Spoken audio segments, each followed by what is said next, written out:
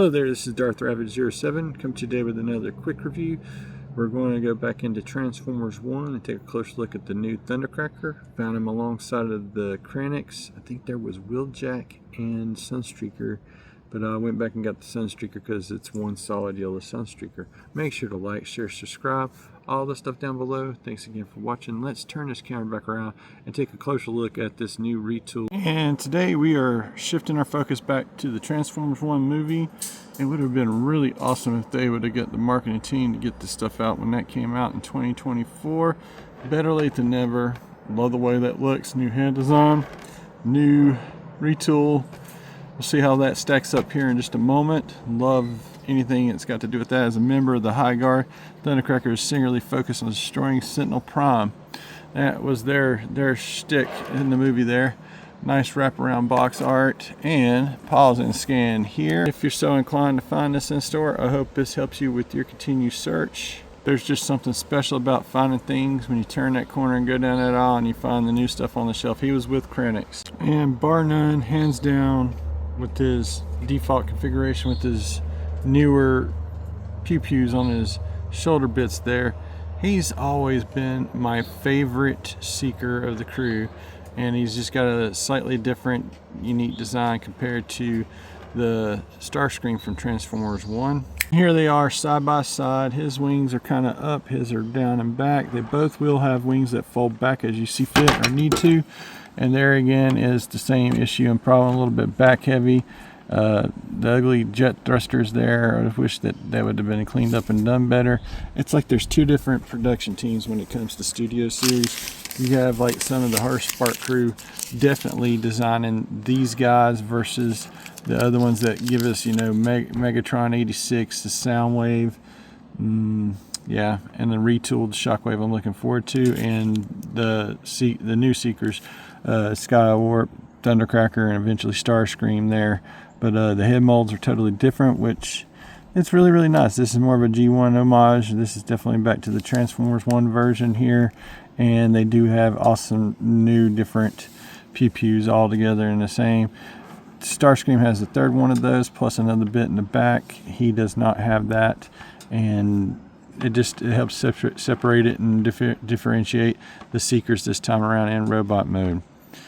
So there's your comparison. Let's get this guy over into jet mode and take a closer look and then do a comparison there and get in some final thoughts. And here is Thundercracker in his Transformers 1 Tetrajet life imitating box art, imitating life pose that I could get him in, and he looks freaking phenomenal once you get the wings just right. It's supposed to have a little bit of spread, as you can see right here on the back of the box. A lot of folks, you can click those little bits on the inside up here on into the top dorsal fin, and they kind of didn't give him that dorsal fin like they did Starscream, but I absolutely love the tri-guns way better than I like the single null ray, and that differentiation just makes him live it to his namesake in Thundercracker. His head-on view looks really, really freaking awesome. I love the blue, the red, and the gold that's on this. Some of this other stuff to break it up right there. The only thing it gets like a little bit ugly is you can see visible hand syndrome back here in the back and visible feet. But it's a Tetrajet Cybertronian, and that's how they're going to get out of that. It does got nubs here so that you can land them and stuff. I don't think he's got any flight stand. Well, no, he does got a flight stand there, so if you got one, you can plug it into that little rear port there. Love the thruster detail. It looks really, really cool.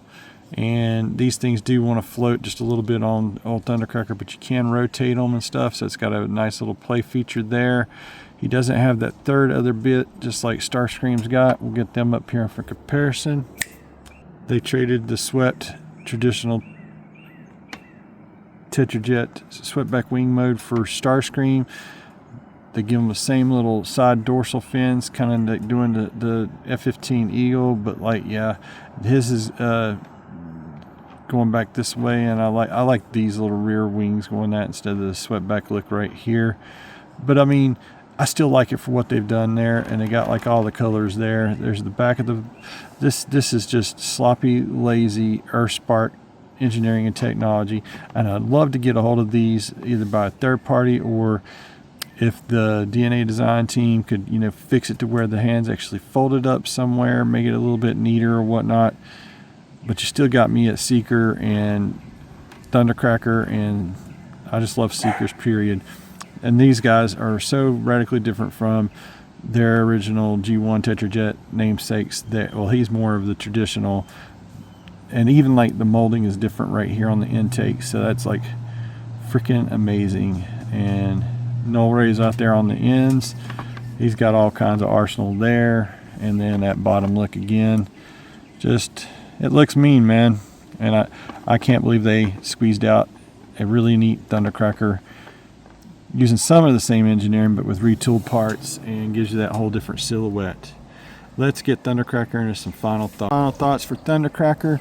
I'm really excited to see if they're going to go back to the Starscream mold to do that, or if they're going to do a third and all different kind of retooling, but with the same superstructure there to give us a Skywarp in the Tetrajets. There was a bunch of them in that movie. That movie was freaking awesome. It's the best animated Transformers movie that didn't get the stuff it deserved, and the marketing is mismatched.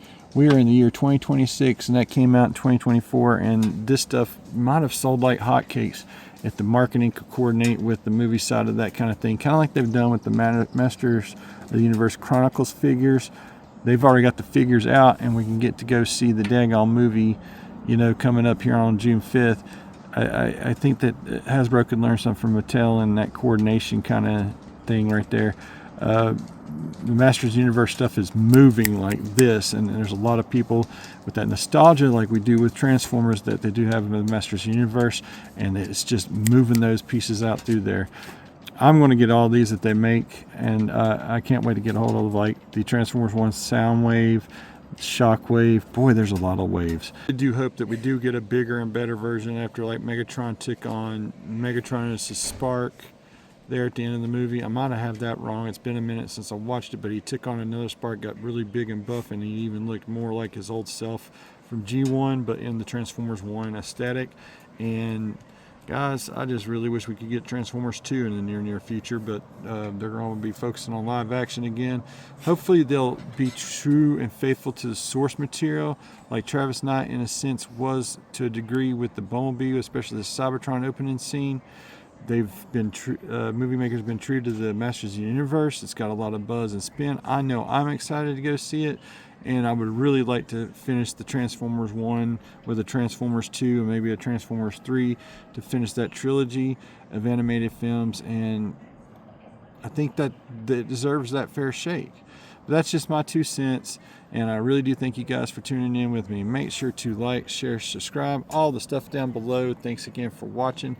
I really do enjoy being able to get out here and film, minus the pollen. We've had some rain in the area to knock the pollen down, and I can actually breathe again a little bit better, a little easier, and freaking love Seekers. And I love that this guy actually, I was not warmed up to this, but having this in hand, it's been great. The dogs are getting crazy. The home is a little bit nuts. We're going to let you go right there. Thanks again for watching, guys. Y'all have an excellent week out there. Stay safe until all are one all.